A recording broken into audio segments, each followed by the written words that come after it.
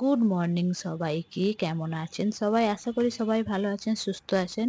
কিন্তু আমি একটুও ভালো নেই। দেখতেই পাচ্ছেন সকাল বেলার ওয়েদারটা একদম কিরকম, পুরো কুয়াশায় ঢাকা। আজ কদিন হয়ে গেল একদম কুয়াশা এরকম, কোনো রোদ নেই কিছু নেই। তো প্রথমেই কিন্তু আমি করে নেবো নিজের জন্য একটু ব্ল্যাক কফি।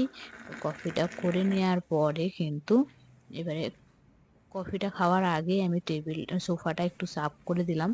কারণ রাত্রে বাচ্চারা একদম এখানটা করে রাখে। এই দেখুন এগুলো সব আমি একটু সাফ করে দিলাম। আর এই কম্বলটা যবে থেকে ঠান্ডা পড়েছে তবে থেকে কিন্তু এই কম্বলটা এখানে সোফাতেই থাকে। কারণ কম্বল ছাড়া কিন্তু এখানে একদম বসা যাবে না। এত পরিমাণে আমাদের জম্মুতে ঠান্ডা পড়েছে। তো সবকিছু সাফ করে দিলাম আর এটাও একটু মুছে দিলাম কারণ ডাস্ট আসে, ডাস্ট পড়ে থাকে। তো তারপরে দেখতেই পাচ্ছেন কিন্তু কফিটা খেয়ে নিয়েছি। খেয়ে নেওয়ার পরে কিন্তু শুরু করে দিয়েছি সকালের কাজ। ঘরে ঝাড় দেওয়া, মোছা সমস্ত কিছু করে নিলাম। কারণ আজকে হলো সংক্রান্তি, পৌষ সংক্রান্তি। স্নান তো করতেই হবে। তাই কাজ করে নেওয়ার পরে কিন্তু আমি চলে গেলাম স্নান করতে। প্রচন্ড ঠান্ডা, গরম জল ছাড়া কিন্তু একদমই এখানে স্নান করা অসম্ভব ব্যাপার। তো দেখুন স্নান-টান করে আমি রেডি হয়ে নিয়েছি। এত ঠান্ডা আমি কিন্তু ২ টো সোয়েটার পরেছি। তো এবার স্নান-টান করে রেডি হয়ে কিন্তু চলে যাব নিচে। কিন্তু তার আগে আমি করে নিয়েছিলাম একটা কাজ। আজকে যেহেতু মকর সংক্রান্তি, মকর খেতে হয় সেজন্য কিন্তু আমি দেখুন তার এক ব্যবস্থা করে নিলাম। তো নিয়ে কিন্তু এবারে নিচে চলে যাব আমার ঠাকুর মন্দিরে। এই হলো ঠাকুর মন্দিরে চলে এলাম। এবারে কিন্তু করব পুজোর কাজ।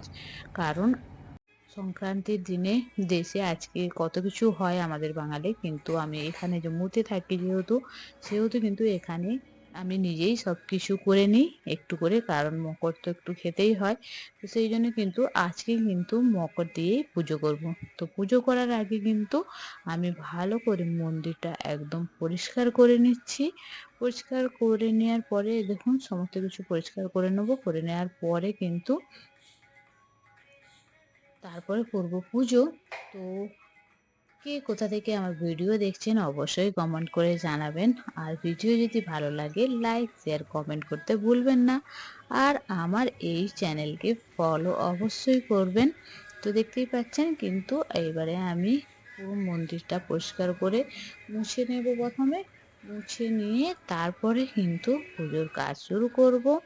আর এই দেখুন আমার কিন্তু মকরটা একদম রেডি হয়ে গেছে। এখানে কিন্তু তিল বাতাসা বলতে এগুলোই পাওয়া যায়। আমি প্রত্যেক বছরই এরকমই মানে বাতাসা দোকান থেকে কিনে নিয়ে আসি তিলের। দিয়ে কিন্তু মকরের দিনে কিন্তু আমি এইভাবেই পুরো পুজো করে থাকি। আর বাড়িতে সবাইকে একটু করে মকর খাইয়েও দিই। আর সংক্রান্তি যেহেতু পিঠে তো বানাবোই, কিন্তু সেটা তো বানাবো সন্ধ্যেবেলায়, এখন না। তো এখন কিন্তু যখন পুজো করে নিচ্ছি একদম, পুজো করে নেওয়ার পরে কিন্তু এবারে চলে যাব। আপনাদের সবাইকে জানাই হ্যাপি মকর সংক্রান্তি। মকর সংক্রান্তির দিনটা আপনাদের খুব ভালো কাটুক, খুব সুস্থ থাকবেন, খুব ভালোভাবে মকর সংক্রান্তি আপনারা কাটান। আমাদের এখানে জম্মুতে কিন্তু মকর সংক্রান্তি হয় না, হয় লোহড়ি। তাই যারা জম্মুতে থাকেন তাদের সবাইকে হ্যাপি লোহড়ি। যেহেতু কালকে লোহড়ি হয়ে গেছে, তবুও আজকে সবাইকে জানালাম। তো পুজোটা কিন্তু শেষ করে নিলাম। করে নিয়ে কিন্তু আমি প্রসাদটা নিয়ে চলে এলাম ওপরে। তো একে বলছি প্রসাদটা খাওয়ার জন্য, কিন্তু ও খাবে না কিছুতেই। ওকে জোর করে কিন্তু আমি বললাম একটু আজকে খেতেই হয়, খেতেই হবে। তো বলতেই ও বলল আমি নিজেই নিয়ে নিচ্ছি। তো দেখুন ও নিজে কিভাবে নিচ্ছে, এই দেখুন।